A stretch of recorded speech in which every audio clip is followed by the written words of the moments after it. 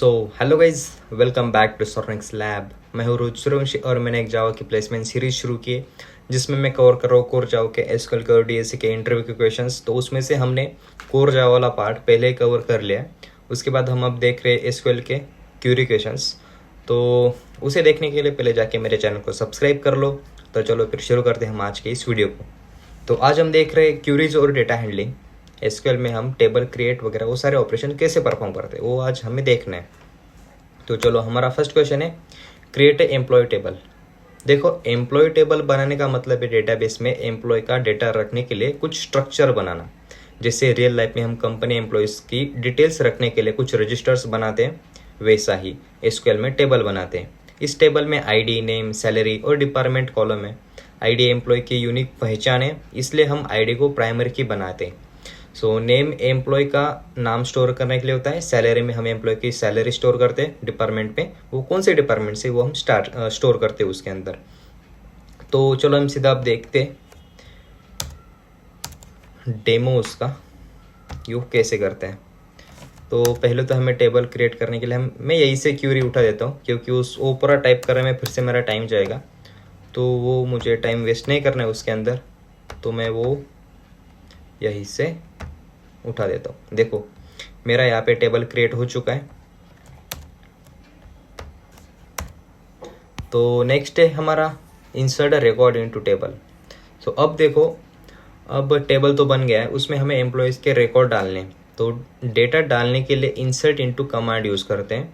हर employ की details एक रो के रूप में स्टोर होती है। जैसे रजिस्टर में एक एम्प्लॉय की एंट्री लिखते हैं, वैसे ही एसक्यूएल में हर एक टेबल में रो में इंसर्ट करते हैं। इस एग्जांपल में हम आईडी, नेम, सैलरी और डिपार्टमेंट की वैल्यू देंगे। एक बार में एक रिकॉर्ड भी इंसर्ट कर सकते हो और मल्टीपल रिकॉर्ड भी इंसर्ट कर सकते हो। तो क्योंकि इसमें आईडी यूनिक होती है, तो हमने यहाँ पे उसे पहले प्राइमरी की स्टोर की, तो उसमें हमें आईडी अब डुप्लीकेट नहीं डाल सकते। अगर डुप्लीकेट डाल देंगे तो उसमें एरर आएगा। तो सिंपल बोले तो इंसर्ट मतलब टेबल में नया डेटा ऐड करना। तो चलो हम सीधा अब इंसर्ट करते हैं। फिर से यहीं से मैं ये उठा देता हूँ।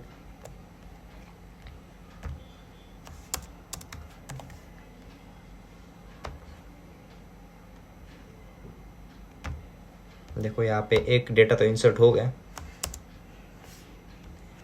अब हम एक और डेटा इंसर्ट करते हैं। उसमें नाम रख देते हैं कुछ राम करके। उसकी सैलरी 60,000 है, वो भी आईटी डिपार्टमेंट से ही है। ठीक है, इसे भी सेव कर देते हैं। उसके बाद एक और रख देते हैं नाम, इसका आएगा दर्शन। इसकी सैलरी होगी 30,000 और ये भी आईटी डिपार्टमेंट से ही है। चलो, डिपार्टमेंट सबका एक ही रखा है, सिर्फ सैलरी और नेम चेंज किए मैंने। तो अब हमारे पास 3 रिकॉर्ड है। तो नेक्स्ट क्वेश्चन है हमारा कि सिलेक्ट ऑल रिकॉर्ड्स। तो देखो, अब हमने टेबल क्रिएट कर दिया है, उसके अंदर हमने डेटा इंसर्ट किया है। तो अब क्वेश्चन है कि हम वो डेटा देख कैसे सकते हैं।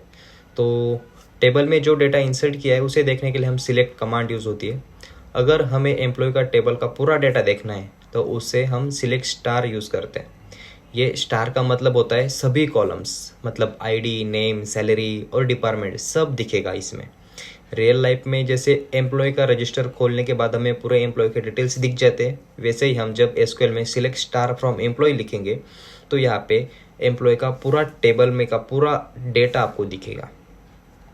इससे हमें टेस्टिंग और प्रैक्टिस से यह क्यूरी बहुत यूज़फुल होती है।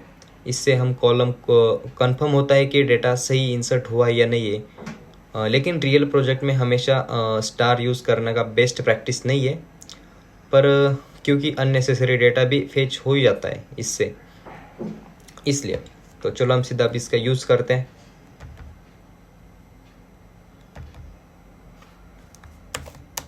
हमने 3 रोज इंसर्ट किए थे ना, तो अब देखते हैं वो सही से इंसर्ट हो गए या नहीं है। देखो, हो गए। एक है रोहित, उसकी सैलरी 50,000, राम और दर्शन, हमारे तीनों के तीनों रिकॉर्ड सही से इंसर्ट हो गए। तो अब नेक्स्ट क्वेश्चन है हमारा सिलेक्ट स्पेसिफिक कॉलम। कभी कभी हमें पूरा टेबल नहीं देखना होता है, हमें सिर्फ कुछ स्पेसिफिक कॉलम चाहिए होते हैं, जैसे सिर्फ एम्प्लॉय का नाम और सैलरी देखनी है हमें, तब हम select name salary from employ लिखते हैं। इससे आउटपुट क्लीन और छोटा आता है, अननेसेसरी कॉलम नहीं दिखते। रियल लाइफ में जैसे रजिस्टर में सिर्फ नाम और सैलरी वाला पार्ट देखना है, तो उससे हम एसक्यूएल में कॉलम को कॉमा से सेपरेट कर सकते हैं। स्पेसिफिक कॉलम सिलेक्ट करना गुड प्रैक्टिस है, इससे परफॉर्मेंस भी इम्प्रूव होता है, क्योंकि डेटाबेस का डेटा फेच करता है। ये क्यूरी रिपोर्ट बनाने के लिए बहुत यूज़फुल होता है। जैसे मैंने आपको प्रीवियस क्वेश्चन में बताया कि हम जब सिलेक्ट स्टार यूज़ करते हैं तो जो हमें अननेसेसरी डेटा है वो भी दिखता है, तो वो ज़्यादा यूज़ नहीं होता रियल लाइफ प्रोजेक्ट में। रियल लाइफ प्रोजेक्ट में ये सही यूज़ होता है स्पेसिफिक कॉलम यूज़ करने के लिए। तो इसमें भी हम अब ये देखते हैं कि हमें अब सिर्फ नाम और सैलरी का कॉलम मिलता है या नहीं मिलता है।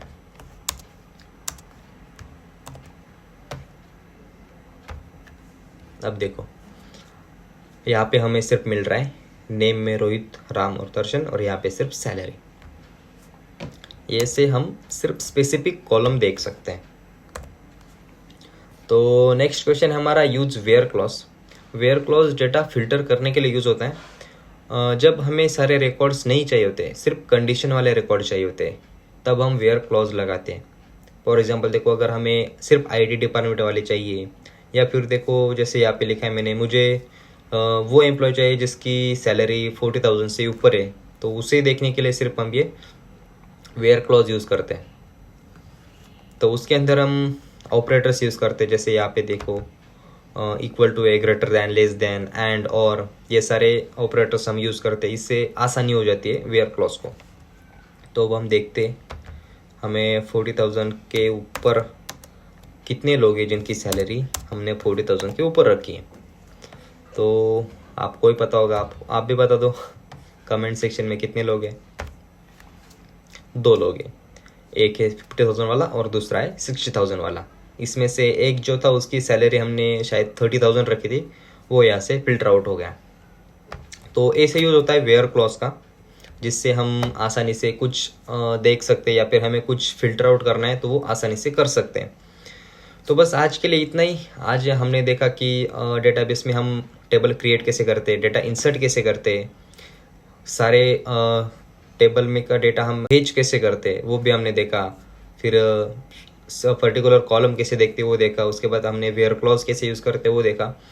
तो आपको ये वीडियो कैसे लगी वो मुझे कमेंट करके ज़रूर बताना। कुछ डाउट हो तो वो भी कमेंट करके बताना, वो भी मैं नेक्स्ट वीडियो में एक्सप्लेन कर दूंगा। तो और हाँ, सब्सक्राइब करने को ना भूलो यार। तो फिर चलो मिलते हैं नेक्स्ट वीडियो में।